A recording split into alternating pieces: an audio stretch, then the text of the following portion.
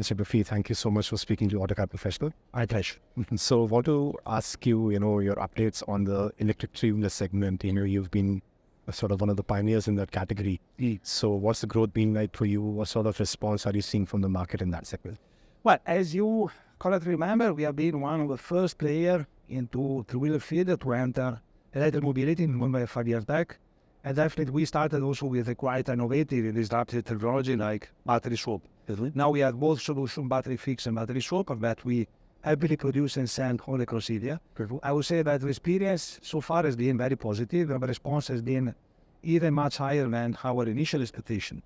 We were planning to be in the range of 500 to 1,000 vehicles maximum per month sales and production. Now we are more than 3 times a month, consolidated. Right. And more than 20-25% of our overall wheel production need now is in EV space. So, and this we see only positive perspective going forward.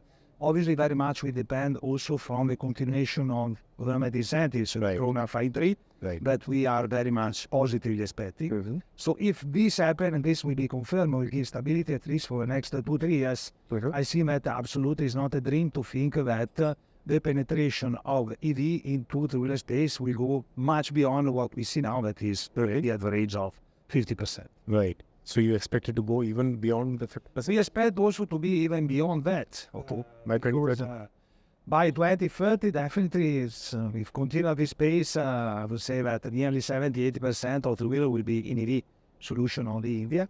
Because, it's the best compromise in customer perspective between cost of acquisition and cost of operation. Right. So these are vehicles that I use for livelihood, for runnability. Right. It's not for normal commuting. Right. And definitely the cost of operation of this vehicle is in absolute terms the lowest among all the powertrain solutions. Right.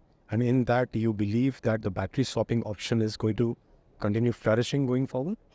Yeah, definitely yes, provided that there is a combined effort between OEMs, infrastructure player, and also government authorities. Because the main limitation for spread of this technology in India, we see that is the availability of investment for infrastructure. As a matter of fact, the cost of one battery swap station is much higher than a normal fixed battery station. Right. So from 1 to 10 at least. So, and also the kind of electrical connection that is required to the electrical network definitely is much more cumbersome and complicated.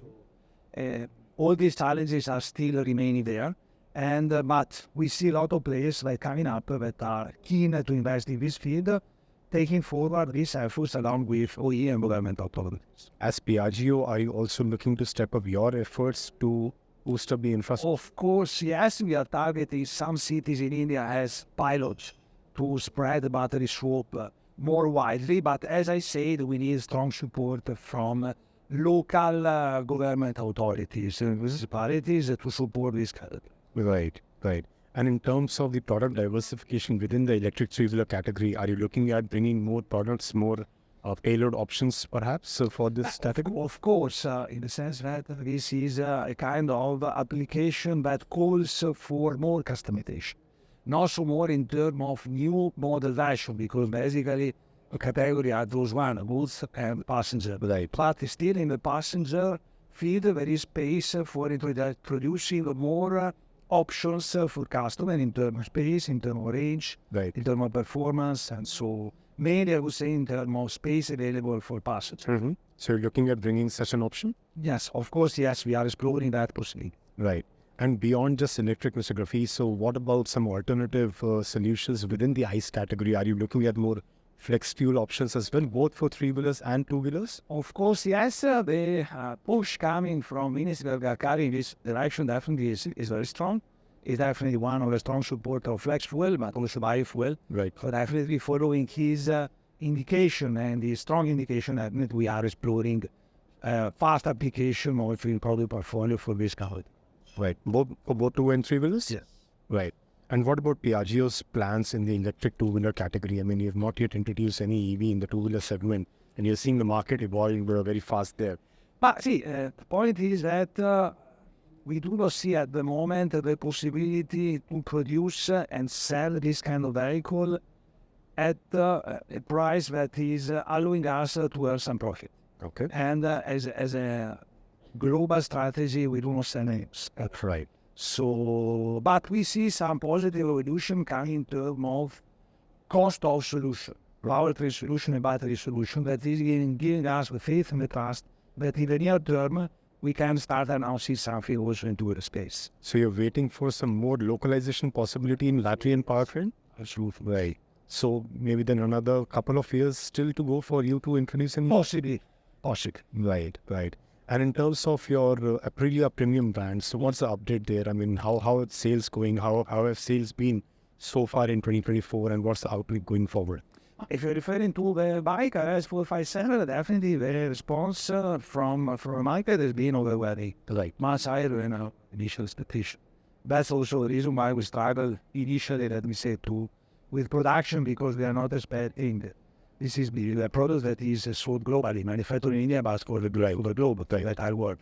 And so the initial level of demand from all markets, and seeing the first pilot vehicle has been definitely amazing and remarkable. But beyond that, not so much our capability to manufacture, but our supply chain capacity. Now we have stabilized that, and we see that now the response is waiting time is in India is not higher than 60 days from the moment in which customers place the order. That is, I think, quite affordable. And going forward, obviously, we want to expand ourselves in this field, both in terms of product portfolio, but also in terms of network. And now we distribute this bike through mainly 75, 80 main multiplex dealers. Okay. We call in this way, but we plan to expand our presence much beyond the mainly Tier 1 and Tier 2 cities. Right.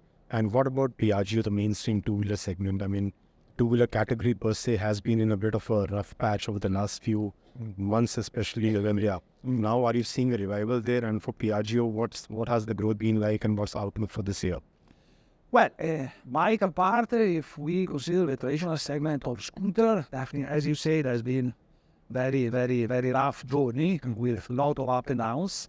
Now, for example, recently the trend that we have seen is growth of demand in rural areas and stability of the growth in urban areas. Since we are mostly urban brands, Right. both with us and Aprilia, that this scenario is not so favorable. Okay. But going forward, we see that with, also new government coming up, more political and economical stability, definitely there's been an element of uncertainty that was here for 2024, and some, push coming and clarity also in terms of regulation for powertrain solution, emission solutions. I think that 2025, 2026, we see growth for the entire industry, but also for us as a bit. For Piaggio. And are you also looking to expand the network for Piaggio? Of course, yes, this is always in our... But let me say, more than expansion is consolidation on network, more focus on urban and suburban areas, where we have a lot of places in India where we are not present at all. And so we want to, consolidate our presence both in terms of sales, in terms of after sales and service. Right. Mr. Graffi, thank you so much.